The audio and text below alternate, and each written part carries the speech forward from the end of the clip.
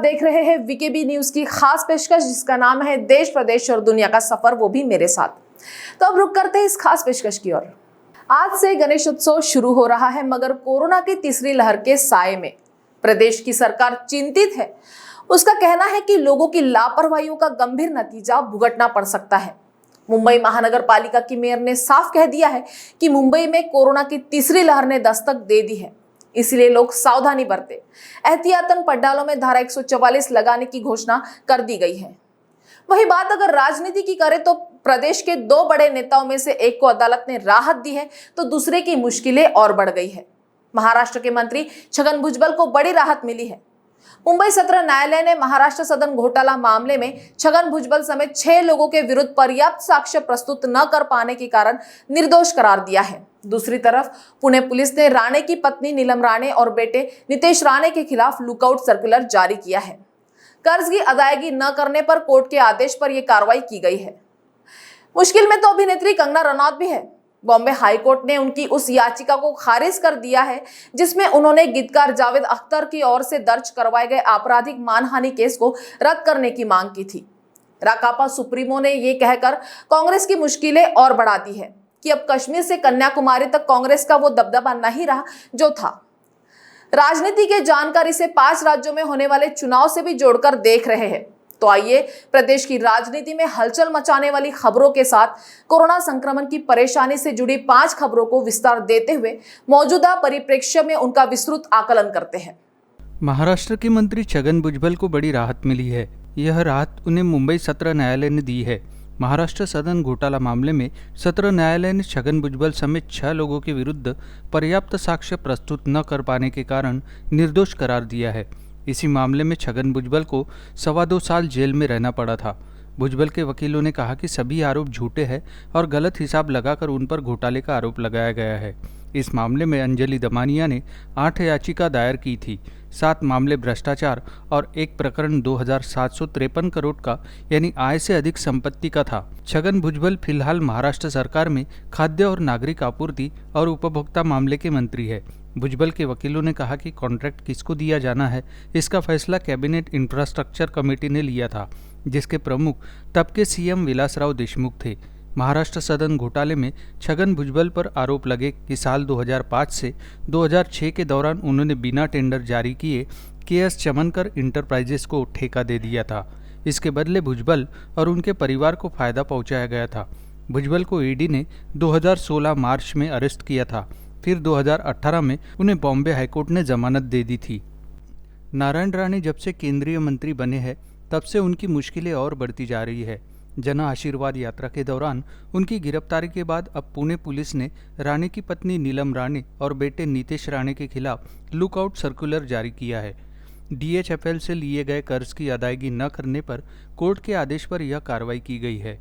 Artline properties private limited ने 25 करोड़ रुपए का कर्ज लिया था। नीलम राणे आर्टलाइन प्रॉपर्टीज कंपनी की सह आवेदक है। 25 करोड़ रुपए के इस कर्ज की अदायगी न करने पर लुकआउट सर्कुलर जारी किया गया है। डीएचएफएल कंपनी की ओर से शिकायत दर्ज कराने के बाद पुणे पुलिस ने यह कार्रवाई की है। इस मामले को लेकर महाराष्ट्र के गृह मंत्री दिलीप वलसे पाटिल ने कहा कि गृह विभाग को इस संबंध में केंद्र सरकार से पत्र मिला है। हमने इसे पुणे पुलिस को दे दिया है और उसी के अनुसार हमने लुकआउट सर्कुलर जारी किया है। भाजपा नेता अतुल भातखलकर ने कहा, मुझे अभी इसके बारे में कुछ नहीं पता, लेकिन अगर नारायण राणे की पत्नी और बेटे के खिलाफ लुकआउट नोटिस जारी किया गया है तो राज्य सरकार राजनीतिक बदले की भावना से ही कार्रवाई कर रही है। पहले अवैध तरीके से नारायण राणे को गिरफ्तार किया गया था और अब यह राज्य सरकार का अगला कदम है। अभिनेत्री कंगना रनौत मुश्किलों में घिरी नजर आ रही है। बॉम्बे हाईकोर्ट ने उनकी उस याचिका को खारिज कर दिया है जिसमें उन्होंने गीतकार जावेद अख्तर की ओर से दर्ज करवाए गए आपराधिक मानहानि केस को रद्द करने की मांग की थी। अख्तर की शिकायत पर पुलिस पहले केस दर्ज नहीं कर रही थी, तब उन्होंने अंधेरी मेट्रोपॉलिटन मैजिस्ट्रेट के सामने अपील की, जिसके आदेश पर केस दर्ज किया गया। बाद में कंगना ने इसे रद्द करने के लिए हाईकोर्ट का दरवाजा खटखटाया था। इस मामले में कंगना को मार्च 2020 में जमानत मिल गई थी। उस दौरान उन्होंने मामले में जारी जमानती वारंट को रद्द करने के लिए अदालत का रुख किया था। यह वारंट सुनवाई के दौरान अदालत में पेश नहीं होने के बाद जारी हुआ था। कंगना पर आरोप है कि उन्होंने जावेद पर आधारहीन आरोप लगाकर उनका नाम खराब करने की कोशिश की थी। इस केस में समन भेजे जाने के बाद भी कंगना कोर्ट में पेश नहीं हो रही थी। तब उनके खिलाफ जमानती वारंट जारी किया गया। हालांकि बाद में कोर्ट ने उन्हें जमानत दे दी थी। जावेद अख्तर ने अपने वकील निरंजन मुंदरगी के जरिए 2 नवंबर 2020 को एक प्राइवेट शिकायत दर्ज कराई थी। राष्ट्रवादी कांग्रेस पार्टी के अध्यक्ष शरद पवार को राजनीति का बड़ा धुरंधर माना जाता है। कहा जाता है कि आज जो पवार बोलते हैं उसका असर महीनों क्या वर्षों बाद भी दिखाई देता है। आगामी 5 राज्यों में होने वाले चुनावों से पहले उन्होंने कांग्रेस पार्टी पर बड़ा बम फोड़ा है। उन्होंने कहा कि कांग्रेस पार्टी को यह स्वीकार करना चाहिए कि कश्मीर से कन्याकुमारी तक अब उसका दबदबा वैसा नहीं रह गया है जैसा कभी हुआ करता था, और संकेत दिया कि महाराष्ट्र के सत्तारूढ़ गठबंधन में उनके सहयोगी दल को वास्तविकता की जांच करनी चाहिए। इसके अलग अलग कयास लगाए जा रहे हैं। पवार ने कहा कि मैंने उत्तर प्रदेश के जमींदारों के बारे में एक कहानी सुनाई थी जिनके पास काफ़ी ज़मीन और बड़ी हवेलियाँ हुआ करती थी। भू सीमन कानून के कारण उनकी ज़मीन कम हो गई, हवेलियाँ बनी रही, लेकिन उनके रखरखाव व मरम्मत की क्षमता जमींदारों की नहीं रही। उनकी कृषि से होने वाली आय भी पहले जैसी नहीं थी। कई हजार एकड़ से सिमटकर उनकी ज़मीन 15 से 20 एकड़ रह गई। जमींदार जब सुबह उठा उसने आसपास के हरे भरे खेतों को देखा और कहा कि सारी ज़मीन उसकी है, मगर वो कभी उसकी थी लेकिन अब नहीं है। केरल में नया बवाल उठ खड़ा हुआ है। वहां AMA governance and politics course के संशोधित पाठ्यक्रम में वीडी सावरकर और एमएस गोलवलकर के साथ साथ संघ परिवार के एक अन्य आइकॉन दीनदयाल उपाध्याय के लेखन को शामिल किया गया है। इसका भारी विरोध हो रहा है और शिक्षा के भगवाकरण के आरोप लगाए जा रहे हैं। दूसरी तरफ बसपा सुप्रीमो मायावती इस बार साफ सुथरी राजनीति की वकालत कर रही है। विधानसभा चुनाव के लिए पार्टी के विधायक मुख्तार अंसारी का टिकट काटते हुए मायावती ने कहा कि चुनाव में बीएसपी किसी बाहुबली या माफिया को टिकट नहीं देगी। हरियाणा के करनाल में थोड़ी राहत है, इंटरनेट सेवा शुरू हो गई है। किसानों के धरने को देखते हुए प्रदेश सरकार ने पूरे जिले में 4 दिन मोबाइल इंटरनेट और बल्क एसएमएस सेवाएं सस्पेंड रखी थी। मध्य प्रदेश के पूर्व मुख्यमंत्री और कांग्रेस सांसद दिग्विजय सिंह का दावा है कि राष्ट्रीय स्वयंसेवक संघ और तालिबान की महिलाओं पर समान विचारधारा है। कहा, तालिबान का कहना है कि महिलाएं मंत्री बनने के लायक नहीं। मोहन भागवत ने भी कहा है कि महिलाओं को घर पर ही रहना चाहिए और घर की देखभाल करनी चाहिए। चर्चा कौन बनेगा करोड़पति 13 की भी हो रही है। अमिताभ बच्चन ने दर्शकों में अपनी फैन फीमेल का खूब ध्यान खींचा। फैन ने अमिताभ बच्चन को फ्लाइंग किस किया तो बिग बी शर्म से लाल हो गए। 5 खबरों की इस कड़ी में जहां राजनीतिक लड़ाई है तो भविष्य की अंगड़ाई भी। आइए जानते हैं विस्तार से। केरल की कन्नूर यूनिवर्सिटी में पाठ्यक्रम में बदलाव को लेकर नया विवाद खड़ा हो गया है। वहां AMA governance and politics course के संशोधित पाठ्यक्रम में वीडी सावरकर और एमएस गोलवलकर के साथ साथ संघ परिवार के एक अन्य आइकॉन दीनदयाल उपाध्याय के लेखन को शामिल किया गया है। इसे लेकर विरोध शुरू हो गया है। केरल स्टूडेंट्स यूनियन का आरोप है कि पाठ्यक्रम में हिंदुत्व के विचारकों के लेखन शामिल किए गए हैं। छात्र संगठनों ने आरोप लगाया है कि सीपीआईएम नियंत्रित यूनिवर्सिटी में संघ परिवार का एजेंडा शामिल किया जा रहा है। छात्र संगठनों ने यूनिवर्सिटी में प्रदर्शन भी किया। कांग्रेस छात्र संगठन के छात्र नेता यूनिवर्सिटी पहुंचे। यहाँ उन्होंने वीसी दफ्तर के बाहर जमकर नारेबाजी की। उन्होंने पाठ्यक्रम की प्रतियां जलाई और हिंदू विचारधारा के लेखकों को पाठ्यक्रम से बाहर करने की मांग की। उन्होंने आरोप लगाया कि शिक्षा को भगवाकरण करने का प्रयास किया जा रहा है। बता दें कि ये पुस्तकें AMA governance and politics course के तीसरे course themes in Indian politics के सिलेबस में शामिल की गई है। पिछले साल नवंबर की शुरुआत में यूनिवर्सिटी में नए पाठ्यक्रमों को स्वीकृत किया गया था। ये उनमें से एक है। उत्तर प्रदेश में विधानसभा चुनाव से पहले बहुजन समाज पार्टी की सुप्रीमो मायावती ने बड़ा ऐलान किया है। महू से पार्टी के विधायक मुख्तार अंसारी का टिकट काटते हुए मायावती ने कहा कि चुनाव में बीएसपी किसी बाहुबली या माफिया को टिकट नहीं देगी। महू सीट से अब पार्टी के प्रदेश अध्यक्ष भीम राजभर चुनाव लड़ेंगे। मायावती ने ट्वीट करते हुए कहा, बीएसपी का आगामी यूपी विधानसभा आम चुनाव में प्रयास होगा कि किसी भी बाहुबली व माफिया आदि को पार्टी से चुनाव न लड़ाया जाए। इसके मद्देनजर ही आजमगढ़ मंडल की मऊ विधानसभा सीट से अब मुख्तार अंसारी का नहीं बल्कि यूपी के बीएसपी स्टेट अध्यक्ष भीम राजभर के नाम को फाइनल किया गया है। मायावती ने साफ सुथरी छवि के उम्मीदवारों को टिकट में प्राथमिकता देने के निर्देश दिए हैं। माया ने अगले ट्वीट में कहा, जनता की कसौटी व उनकी उम्मीदों पर खरा उतरने के प्रयासों के तहत ही लिए गए इस निर्णय के फलस्वरूप पार्टी प्रभारियों से अपील है कि वे पार्टी उम्मीदवारों का चयन करते समय इस बात का खास ध्यान रखें ताकि सरकार बनने पर ऐसे तत्वों के विरुद्ध सख्त कार्रवाई करने में कोई भी दिक्कत न हो। हरियाणा के करनाल शहर में इंटरनेट सेवा शुरू हो गई है। किसानों के धरने को देखते हुए प्रदेश सरकार ने पूरे जिले में 4 दिन मोबाइल इंटरनेट और बल्क SMS सेवाएं सस्पेंड रखी थी। इसकी वजह से आम लोग प्रभावित हुए। बच्चों की ऑनलाइन क्लास बंद हो गई तो मोबाइल शॉप्स सुनी पड़ी रही। व्यापारी और कारोबारी नेट बैंकिंग से कोई ट्रांजैक्शन नहीं कर पाया। बैंकिंग सेवाओं पर भी असर पड़ा। धरने पर हजारों किसान बैठे हैं। उनके आसपास सुरक्षा प्रबंधों के मद्देनजर पुलिस व पैरामिलिट्री फोर्स के सैकड़ों जवान तैनात हैं। नए मोबाइल उपभोक्ताओं और इंटरनेट बंद होने के कारण कई गुना बढ़ चुकी वॉइस कॉलिंग से मोबाइल कंपनियों का नेटवर्क चरमरा गया। आलम यह रहा है कि मिनी सचिवालय के आसपास के एरिया में पहली बार कॉल तक कनेक्ट नहीं हो रही थी। गौरतलब है कि 28 अगस्त को किसानों का सिर फोड़ने के आदेश देने वाले करनाल के तत्कालीन SDM व IAS अधिकारी आयुष सिन्हा को सस्पेंड करने की मांग करते हुए किसान 7 सितंबर को शहर में मिनी सचिवालय के सामने टेंट गाड़कर पक्का मोर्चा लगा चुके हैं। पुलिस प्रशासन के भी सैकड़ों कर्मचारी और अधिकारी यहां शिफ्टों में ड्यूटी निभा रहे हैं। मध्य प्रदेश के पूर्व मुख्यमंत्री और कांग्रेस सांसद दिग्विजय सिंह ने शुक्रवार को दावा किया है कि राष्ट्रीय स्वयंसेवक संघ और तालिबान की महिलाओं पर समान विचारधारा है। उन्होंने ट्वीट कर कहा, तालिबान का कहना है कि महिलाएं मंत्री बनने के लायक नहीं हैं। मोहन भागवत ने कहा कि महिलाओं को घर पर ही रहना चाहिए और घर की देखभाल करनी चाहिए। क्या यह समान विचारधाराएं नहीं है? दिग्विजय सिंह ने केंद्र सरकार से अफगानिस्तान में तालिबान सरकार पर अपना रुख स्पष्ट करने के लिए कहा है। उन्होंने एक ट्वीट में कहा, मोदी शाह सरकार को अब स्पष्ट करना होगा कि क्या भारत तालिबान सरकार को मान्यता देगा, जिसमें घोषित आतंकवादी संगठन के सदस्य मंत्री हैं। इससे पहले दिग्विजय सिंह ने RSS प्रमुख मोहन भागवत पर निशाना साधा था और आरोप लगाया था कि संगठन झूठ और गलतफहमियां फैलाकर हिंदू मुस्लिम समुदायों को विभाजित कर रहा है। भागवत की टिप्पणियों पर प्रतिक्रिया व्यक्त करते हुए कि हिंदुओं और मुसलमानों का DNA एक है, दिग्विजय सिंह ने पूछा, अगर ऐसा था तो लव जिहाद जैसे मुद्दे क्यों उठाए जा रहे थे? कौन बनेगा करोड़पति 13 के गुरुवार रात के एपिसोड में अमिताभ बच्चन ने दर्शकों में अपनी एक फीमेल फैन का खूब ध्यान खींचा। फैन ने अमिताभ बच्चन को फ्लाइंग किस किया तो बिग बी शर्म से लाल हो गए। इतना ही नहीं, मेगा स्टार ने महिला से मजाक में ये भी कहा कि इस तरह तो उनकी शादी मुसीबत में आ जाएगी।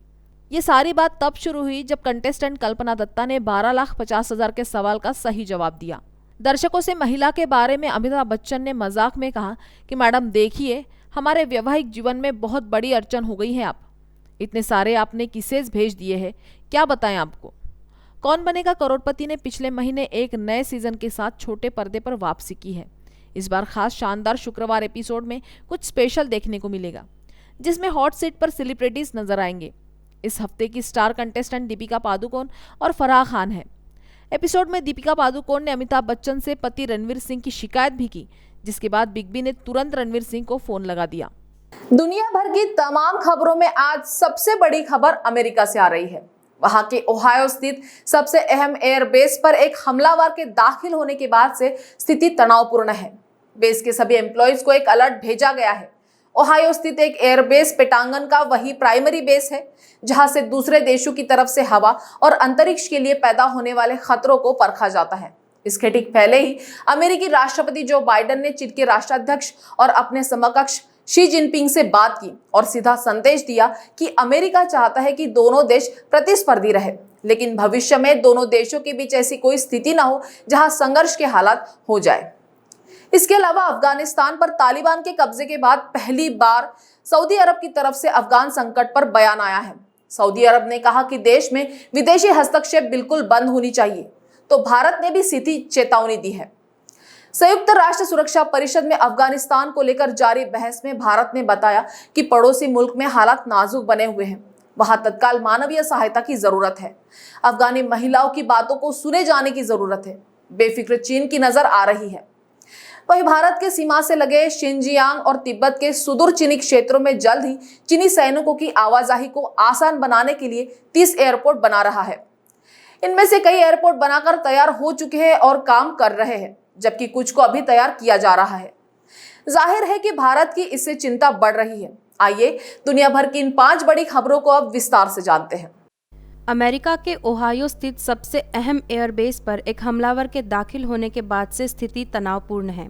एयरबेस पर अतिरिक्त सुरक्षा बलों को तैनात किया गया है, वहीं कुछ स्टाफ को घर जाने के लिए कह दिया गया है। गुरुवार देर शाम 28वीं एयरबेस विंग की तरफ से इस बारे में जानकारी दी गई है। बताया गया है कि shooter national air and space intelligence centre पर मौजूद है। ओहायो स्थित यह एयरबेस यूएस एयरफोर्स का एक अहम बेस है। लॉकडाउन के बाद से ही करीब 7 गाड़ियां बाहर ही रोक दी गई है।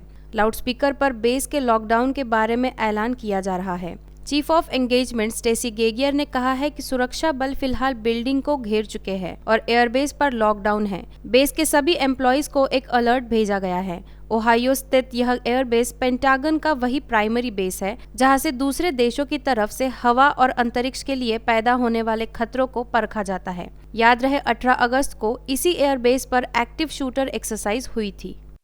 अफगानिस्तान पर तालिबान के कब्जे के बाद पहली बार सऊदी अरब की तरफ से अफगान संकट पर बयान आया है। सऊदी अरब ने कहा है कि देश में विदेशी हस्तक्षेप बिल्कुल बंद होनी चाहिए।